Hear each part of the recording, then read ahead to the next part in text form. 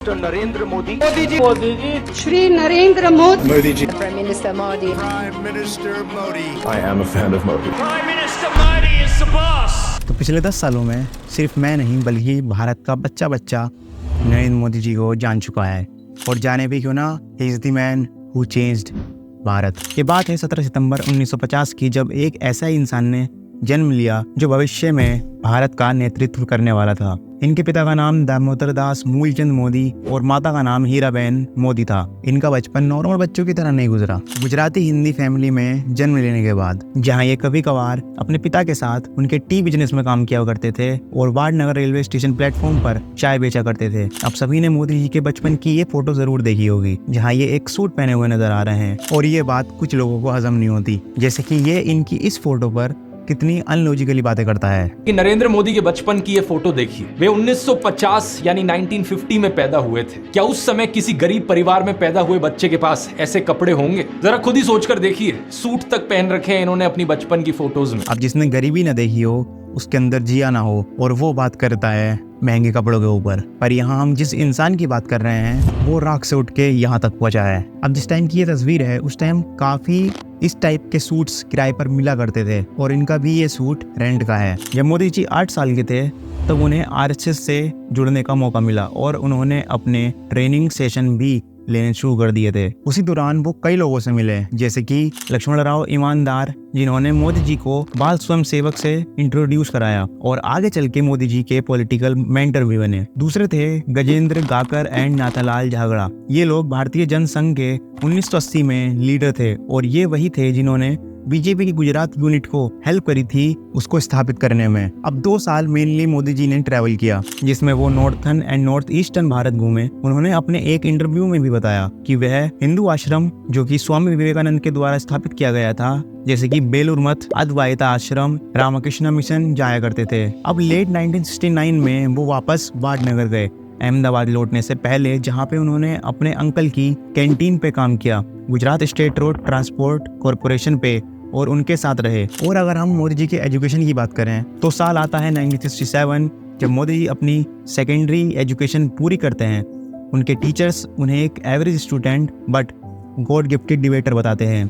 फिर 1978 में मोदी जी को बीए बैचलर्स ऑफ आर्ट्स की डिग्री मिली in political science from the school of open learning at Delhi university. और 1983 में at last he received his MA master of arts degree in political science from Gujarat university. पर अभी भी कुछ over educated लोग मोदी जी की डिग्री पर सवाल उठाते हैं। अब साल आता है 1975 और ये वही साल था जब पीएम इंदिरा गांधी ने स्टेट ऑफ इमरजेंसी डिक्लेयर करी थी ऑल ओवर इंडिया, जो कि 2 साल 1977 तक चली। इसी टाइम मोदी जी को अपॉइंटेड करा गया as a general secretary of Gujarat Lok Sangharsh Samiti, जो कि एक आरएसएस अपोजिंग कमेटी थी इमरजेंसी के अगेंस्ट गुजरात में। पर आरएसएस को बैंड कर दिया गया और मोदी जी को अंडरग्राउंड होना पड़ा इमरजेंसी की वजह से। वह भेष बदलकर ट्रेवल करने लगे, कभी एक मॉन्क के रूप में तो कभी एक सिख के रूप में। बाद में उन्होंने एक गुजराती बुक भी लिखी जिसका टाइटल था संघर्ष मां गुजरात, जिसमें इमरजेंसी के टाइम्स के इवेंट्स बताए गए थे कि उस टाइम क्या क्या हुआ था देश में। साल 1978 में मोदी जी आरएसएस संबंध प्रचारक बने। 1985 में वापस गुजरात आए and RSS assigned him to the BJP, जहां पर उन्होंने बीजेपी की हेल्प की वहां पर जीतने में। बाद में वे 1987 में ऑर्गेनाइजिंग सेक्रेटरी बने बीजेपी के। अब साल आता है 1995। मोदी जी की इलेक्टोरल स्ट्रेटेजी की वजह से बीजेपी स्टेट असेंबली इलेक्शन जीती। उसी साल उन्होंने बीजेपी का नेशनल सेक्रेटरी बनाया गया और न्यू दिल्ली भेजा गया। आगे 1998 में गुजरात लेजिस्लेटिव असेंबली भी बीजेपी ही जीती, सिर्फ और सिर्फ मोदी जी की स्ट्रेटेजी की वजह से, जिसके कारण उन्हें बीजेपी का जनरल सेक्रेटरी बनाया गया उसी साल। उसके बाद मोदी जी 2001 से 2014 तक गुजरात के सीएम रहे, जहां उन्होंने अपने कार्यकाल में गुजरात को भारत का टॉप स्टेट बना दिया, जहां पर उन्होंने financial and technology park establish किए। 2007 की वाइब्रेंट गुजरात समिट में उन्होंने 6.6 ट्रिलियन रुपीस की रियल एस्टेट डील्स साइन करी। दिसंबर 2008 तक 5 लाख स्ट्रक्चर्स बनाए, 60 से भी ज्यादा तहसील्स दोबारा हासिल की और वहां पर जेनेटिकली मॉडिफाइड कॉटन का प्रोडक्शन भी इंक्रीज करा। वहां का एग्रीकल्चर सेक्टर भी बहुत ज्यादा ग्रो करा, इलेक्ट्रिकल पावर को दोबारा से रिडिस्ट्रीब्यूट करा, और ऐसे ऐसे कई सारे एग्जाम्पल्स हैं जो मोदी जी ने सेट करे अपने कार्यकाल में। अब बारी थी पीएम मोदी जी के पीएम बनने की। 2014 में पीएम बनने के बाद उन्होंने कैसे देश बदला आइए जानते हैं। 2014 के बाद उन्होंने कुछ स्कीम्स लॉन्च की जो कि पिछली सरकारों से 70 सालों में भी नहीं हुई। तो ऑलमोस्ट ये सारी वो स्कीम्स हैं जो मोदी जी के कार्यकाल में एज अ पीएम लॉन्च की गई। इसमें पहली आती है जनधन योजना, skill India mission, make in India, जो कि आज पूरा देश ही नहीं पूरी दुनिया मान रही है, स्वच्छ भारत मिशन, संसद आदर्श ग्राम योजना, श्रमेव जयते योजना, बेटी बचाओ बेटी पढ़ाओ योजना, हरिदया योजना, पीएम मुद्रा योजना, उज्ज्वला योजना, पीएम सुरक्षा बीमा योजना, टोटल पेंशन योजना, जीवन Jyoti Bima Yojana, smart city initiative, Amrut strategy, digital India mission, gold monetization plan, Uday, startup India, Setu Bharatam Yojana, stand up India, Gramoday से भारत उदय, पीएम उज्ज्वला प्लान, नमामि गंगे योजना, सटेट स्कीम, पीएम कृषि सिंचाई योजना, पीएम विद्या लक्ष्मी कार्यक्रम, पीएम किसान सम्मान निधि योजना, पीएम गरीब कल्याण अन्न योजना, पीएम आवास योजना, पीएम जनधन योजना, नारी शक्ति वंदन अधिनियम। ये सारी वो स्कीम्स हैं जिसकी वजह से भारत के करोड़ों लोगों का भला हुआ है। अब मैं वो वर्क बताने का ट्राई करता हूँ जो मोदी जी ने अपने इन 10 सालों में भारत के लिए, भारत की ग्रोथ के लिए किया है, जिसमें पहला है एंड ऑफ आर्टिकल 370, जिसकी वजह से 1994 और 2000 तक जो 40,000 से ज़्यादा आतंकी हमले थे वो कम होकर 70% यानी 2197 रह गए हैं, और जो नागरिकों की डेथ थी वो 72% से भी डाउन हो चुकी है। और जहां तक हमारे जवानों का सवाल है, जहां पिछली सरकारों में इतने हमले होते थे, इतने हमारे जवान घायल होते थे, शहीद होते थे, वो अब 59% घट चुका है। 2010 में 2654 से भी ज़्यादा पथराव के मामले आए थे, इसमें 112 नागरिक मारे गए और 6235 सिक्योरिटी पर्सनल घायल हुए। पर 2023 में एक भी ऐसा इंसिडेंट नहीं हुआ। और इतना ही नहीं, वहाँ पर एक सिनेमा हॉल भी ओपन हुआ है 2021 में, 4 नए और स्टार्टेड हुए हैं, एक मल्टीप्लेक्स बना है और 100 से भी ज्यादा फिल्म शूट हो चुकी हैं जम्मू एंड कश्मीर में। और जो दूसरा काम है वो है डिजिटल इंडिया। ये वो चीज थी जिसने भारत ही नहीं दुनिया को भी एक नई चीज दी, वो था UPI. Bharat net and UPI आज भारत में ही नहीं बल्कि ग्लोबली एक्सेप्ट किया जा रहा है, जहाँ लाखों और करोड़ों का ट्रांजेक्शन एक मिनट में हो रहा है। और तीसरा काम है इंडियन इकोनॉमी, जहाँ पर पिछली सरकार भारत की इकोनॉमी को 11वें नंबर पर छोड़कर गई थी, वही मोदी जी ने इसे 5th नंबर की बना दिया है और जल्दी ही हम 3rd नंबर की इकोनॉमी भी बनने जा रहे हैं। और ये हुआ है गुड एंड सर्विस टैक्स, जो कि था 1.6 lakh crore per month, growth of MSME sector, 15 crore से ज्यादा लोगों को रोजगार देना, production linked initiative, make in India initiative, and by reaching our export to $775 billion in 2023। और जो चौथा काम है वो है मिडिल क्लास लोगों के लिए,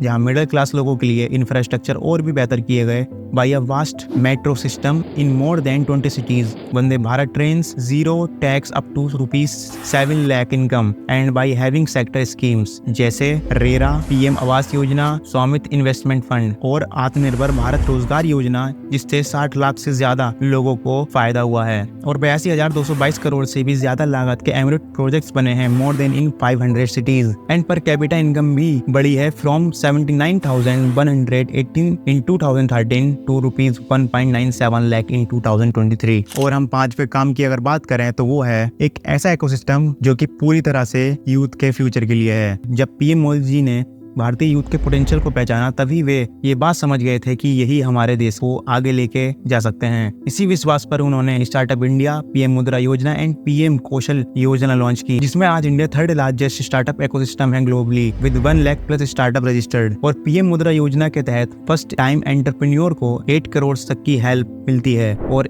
इस पूरे इकोसिस्टम की वजह से ही 2014 से 2019 तक 6 करोड़ से भी ज्यादा न्यू जॉब्स क्रिएट हुई हैं। इन सब की वजह से अनएम्प्लॉयमेंट अब तक सबसे लोवेस्ट रहा है, जो कि है लेस देन 4%। और छठे काम की बात करें तो वो है हमारे भारतीय कल्चर को प्रोटेक्ट करना, हमारे भारतीय कल्चर को प्रोटेक्ट करना और उसको आगे बढ़ाना। हम सबको ही पता है मोदी जी का बैकग्राउंड, वो अपनी संस्कृति के प्रति कितने सशक्त हैं, कितना वो मेडिटेशन और योगा करते हैं। इसी चीज को उन्होंने Kashi Vishwanath corridor, Ujjain Mahakal corridor, 4 Dham project and Ram मंदिर और अयोध्या का डेवलपमेंट करके बताया है। उन्होंने प्रसाद एंड स्वदेश दर्शन के द्वारा कैसे स्पिरिचुअल टूरिज्म को बढ़ावा दिया है। आज के डेट में इतने लोग ट्रेवल कर रहे हैं, वो भी सिर्फ भगवान के दर्शन के लिए। और यही नहीं, मोदी जी की वजह से भारत के 344 एंटीक्स भारत वापस आए हैं और भारत की 10 जगह यूनेस्को वर्ल्ड हेरिटेज लिस्ट में भी शामिल हुई हैं। और ये सब हुआ है बस 9 सालों में। अब जब न्यू पार्लियामेंट बिल्डिंग बनी तो पता नहीं दूसरे पॉलिटिकल पार्टीज को क्यों बुरा लग गया। और वहीं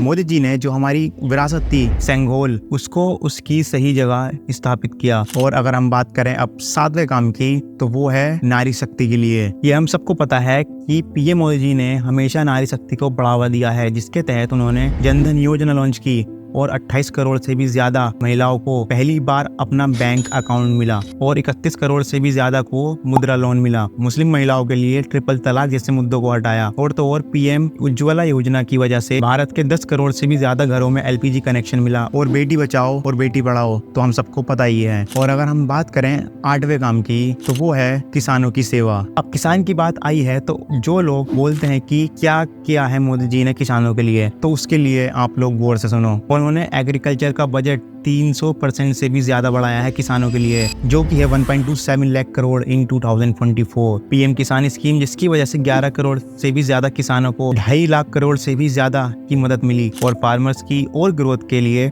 उन्हें एंटरप्रेन्योर बनने के लिए प्रोत्साहित करना, जिसकी वजह से अब तक 7,000 से भी ज्यादा एग्री एंड एलाइड स्टार्टअप शुरू हो चुके हैं बिना किसी रुकावट के लेन देन किसान क्रेडिट कार्ड के द्वारा। किसानों के लिए पीएम फसल बीमा योजना, जहां पर 1.5 लाख करोड़ किसानों को क्लेम के तौर पर दिए जा चुके हैं। मिलेट्स का रिकॉर्ड ब्रेकिंग प्रोडक्शन और ई नेम जैसी टेक्नोलॉजी का एग्रीकल्चर ग्रोथ में यूज करना, और ये उन सभी किसानों को मिला है जो इस देश के लिए मेहनत करते हैं। और बात करते हैं उनके अब 9वें काम की, तो वो है भारत का वेलफेयर, जो सबसे बेसिक चीज है लोगों की और इकोनॉमी की मदद करने के लिए, जिससे लोगों का वेलफेयर भी अच्छा हो। और वो है जो गरीब लोग हैं उनको पॉवर्टी लाइन से बाहर निकालना, जो कि मोदी जी ने इन 70 सालों में झूठे वादे करके नहीं बल्कि 10 सालों में अपनी मेहनत से करके दिखाया है। उन्होंने 25 करोड़ से भी ज्यादा लोगों को पॉवर्टी से निकाला है। और ये मैं नहीं कह रहा हूँ, ये पूरी दुनिया कह रही है। Modi has done an unbelievable job in India. I mean, literally, and I know, the liberal press here, they beat the hell out of him. He's taken 400 million people out of poverty. He has 400 million people without toilets. They open bank accounts for 700 million people. The transfer payments are going through. They've got an unbelievable education system, unbelievable infrastructure. They're lifting up that whole country because this one man is just, he's tough. और इतना ही नहीं, मोदी जी ने 80 करोड़ लोगों को free ration दिया PM गरीब कल्याण अन्न योजना के अंडर, और ये मेक श्योर करा कि कोई भूखा ना सोए। पीएम आवास योजना के अंडर 4 करोड़ से भी ज्यादा घर दिए गए विद 100% इलेक्ट्रिसिटी हर घर के साथ। आज 14 करोड़ से भी ज्यादा घरों में ग्रामीण इलाकों में पानी पहुंचाया है जल जीवन मिशन के तहत। पीएम जन आरोग्य योजना के अंडर 55 करोड़ से भी ज्यादा लोगों के मेडिकल एक्सपेंस कवर किए हैं, जो कि अब तक का world largest health insurance plan है, एक गवर्नमेंट द्वारा फंड किया हुआ। और 10वें नंबर पे वो सारे लेटेस्ट काम है जो मोदी जी ने किया है। अब ये तो सबको पता है, पहले जहाँ 7 एम्स थे, जिसमें 1 कांग्रेस ने बनवाया था और 6 अटल बिहारी वाजपेयी जी ने, लेकिन आज मोदी जी ने उसे 22 एम्स तक पहुंचाया है। भारत का डिफेंस और भी ज्यादा स्ट्रॉन्ग करा है, जहां पर पहले कोई भी देश भारत को आंख दिखा के चला जाता था, लेकिन अब किसी की हिम्मत नहीं है कि कोई निगेटिव भी बोल दे इस देश के बारे में। 95,000 किलोमीटर के न्यू हाईवेज, एक्सप्रेस, फ्लाईओवर्स बस इन 10 सालों में दिए। और इसका सबसे बड़ा कारण है नितिन गडकरी जी, जिन्हें पूरा देश the highway man of India के नाम से भी अब जानता है। G20 प्रेसिडेंसी को मुमकिन करा भारत में। कश्मीर को आज वर्ल्ड क्लास टूरिस्ट स्पॉट बनाया है। 88% से भी ज्यादा देश को कोरोना से बचाना टीकाकरण करके, और बल्कि और देशों में भी वैक्सीन एक्सपोर्ट करना। जहाँ हर देश की इकोनॉमी डाउन थी कोरोना टाइम में, वहाँ एकलौता भारत अपनी कॉन्स्टेंट इकोनॉमी के साथ खड़ा था। Successful landing on moon by Chandrayaan 3 and launching Aditya L1। और अभी 100 टन से भी ज्यादा सोना भारत वापस आया है यूके से। भारत की पहली अंडर वाटर मेट्रो का शुभारंभ अंडर मोदी जी गवर्नेंस। ये सब रीजंस हैं जिसकी वजह से अब लगता है कि भारत को उसका लीडर, उसका एक नया राजा मिल चुका है। यही सारे रीजंस की वजह से आज भारत 100% बदल चुका है। माना कि कुछ जगह अभी भी काम करना बाकी है, और वो भी जल्दी होगा मोदी जी की 3rd टर्म में, जो कि अब शुरू हो चुकी है। तो गाइज, यही थी कहानी कि कैसे एक चाय बेचने वाले ने पूरा भारत देश बदल दिया, और अभी भी निरंतर बदल रहा है, और आसमान की नई नई ऊंचाइयों को छू रहा है। और मुझे यकीन है मुझसे कई सारे काम छूटे होंगे। अब इतनी छोटी सी वीडियो में मैं सारे काम नहीं गिना सकता। अगर आपको भी कुछ काम याद हैं जो मुझसे छूट गए हैं, तो आप कमेंट जरूर करना कि मुझसे कौन कौन से काम छूटे हैं। तो थैंक यू इस वीडियो को पूरा देखने के लिए। मिलते हैं नेक्स्ट वीडियो में और भी एक नए और अलग टॉपिक के साथ। तब तक के लिए राधे राधे, जय भारत।